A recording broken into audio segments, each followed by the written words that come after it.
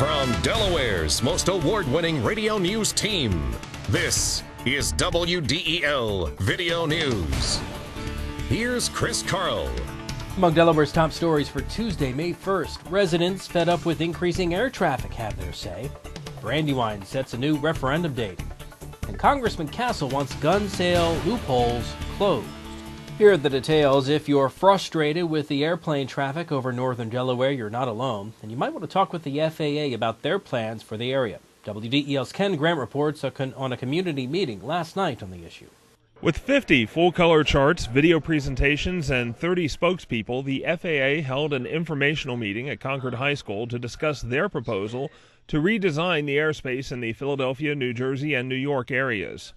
Stephen Donato of Citizen Aviation Watch says something has to be done about the noise over northern Delaware. I counted the other night. I fell asleep on the couch and I woke up, went upstairs. It was 3 a.m. and I counted 12 going out over us. You know, sounded like the Space Shuttle Columbia. Our culture has 6 outdoor theaters. We don't have sidewalks. We have paths in the woods.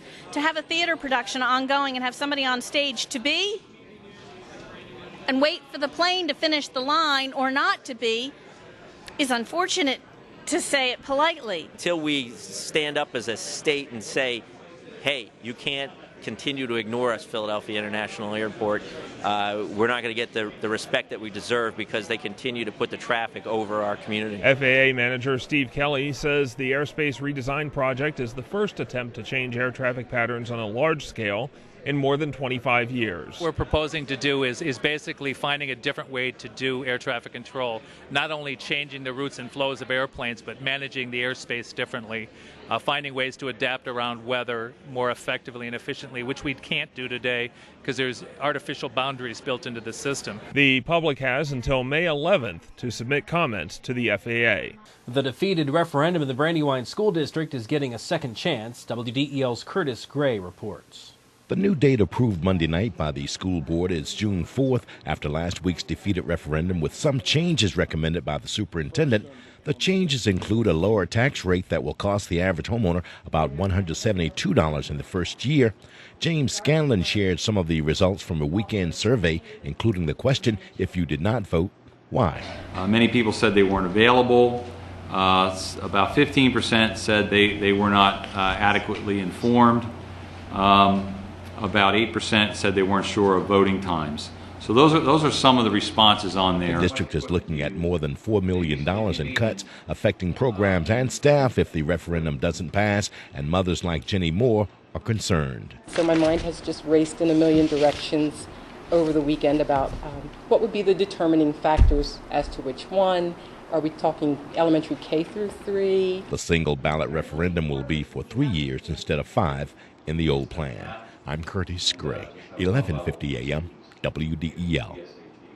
The younger brother of Tom Capano has been indicted by a grand jury. Jerry Capano's home was raided last month after a woman claimed she was raped, and police found a number of weapons. Capano is not allowed to own weapons after an earlier weapons conviction after pleading guilty to helping his brother Tom dump Anne-Marie Fahey's body in the Atlantic Ocean in 1996.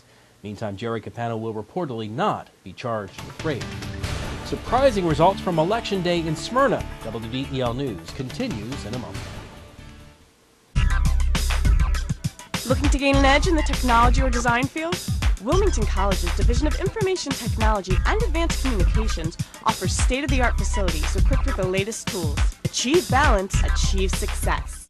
Smyrna Mayor Mark Schaefer has lost his bid for a 4th term. Former town council member Patricia Stomball won 61% of the vote in yesterday's election.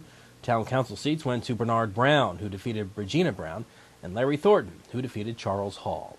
The war in Iraq, gun control, and student loans. 3 issues before Congress that Congressman Castle calls the most important. WDEL's Carl Konevsky reports. Regarding the Iraq War, Castle says a bipartisan plan featuring a strong diplomatic strategy is key to achieving stability in the region.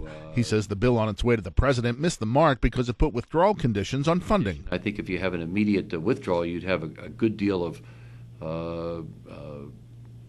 difficulty in just executing that. And there'd be even great loss of life while that was happening. And I'm afraid that Iraq might crumble altogether in what you can call an ethnic fight, a religious fight, or a civil war, whatever you want to call it. Castle opposed the military funding bill requiring a removal of U.S. troops from Iraq, a bill destined for a presidential veto.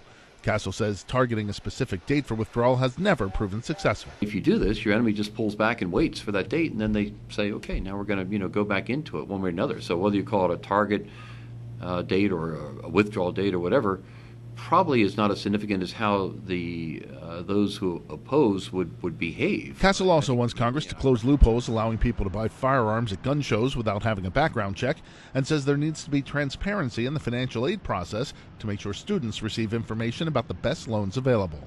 Reporting from Wilmington, I'm Carl Konevsky, 1150 AM, WDEL.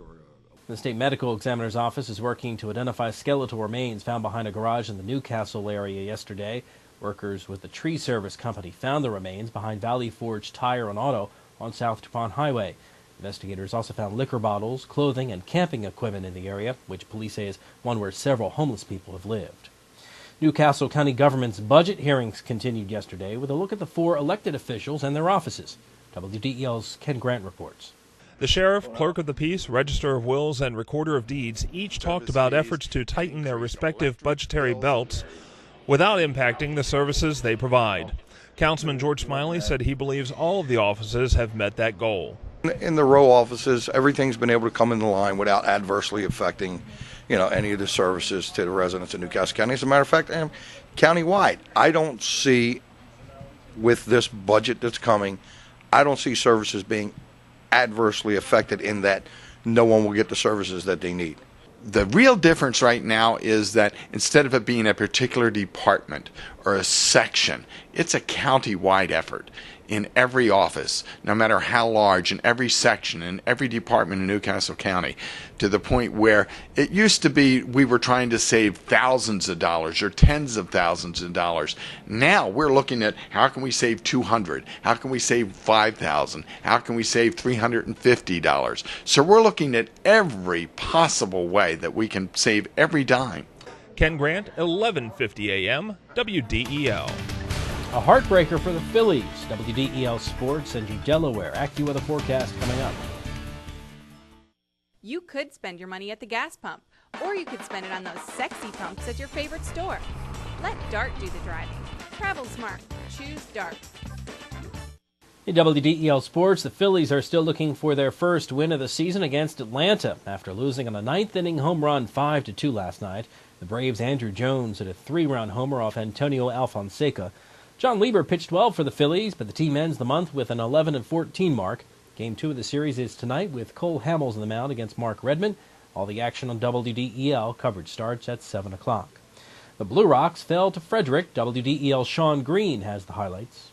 Blue Rocks starter Chris Nickel looking to pick up his first victory of the season as the Rocks battled Frederick last night. Top of the second inning, already 1-0 Keys when Mark Fleischer hits this line drive right at Valentino Arce. Can't make the catch, and his only play is going to be the first University of Delaware alum Peter Mastralis scores, and it was 2-0 Keys. Top of the third inning, Keys more offense. Here's a single to left field by Jake Duncan, scoring Blake Davis. It was 3-0.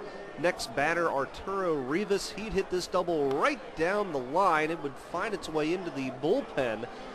Duncan scores, and Frederick led 4-0. Bottom of the third inning, though, a scary moment. Kia Kaiahui for the Blue Rocks. It's a line drive right at Blake Davis, bounces off his face. Would stay on the infield, and Kaiahui would get a single. Davis would be okay. Bigler scored, and it was 4-1. Bottom of the seventh, O's reliever Scott Williamson on a rehab assignment strikes out Andrew Larson. The Rocks would go down 5-3 to the Keys. I'm Sean Green, 1150 AM, WDEL Sports. Dhani Jones has strummed his last air guitar as a member of the Eagles. Jones was released yesterday after 3 largely unproductive seasons at strong outside linebacker for the Birds. Jones became expendable after the Eagles drafted a linebacker in the 3rd round of last weekend's draft. Your WDEL Delaware AccuWeather forecast: clouds and sun mixed through today. Maybe an early shower, high 72. Cloudy tonight with a stray shower or thunderstorm, low 52. And for tomorrow, maybe a shower to start, then partly sunny, a high again, 72. Good news updates throughout the day. Delaware's top stories at the top of the hour on 1150 AM, WDEL, or anytime right here at WDEL.com, including news, video from Delaware and around the world from WDEL and the Associated Press. I'm Chris Carl. Thanks for watching.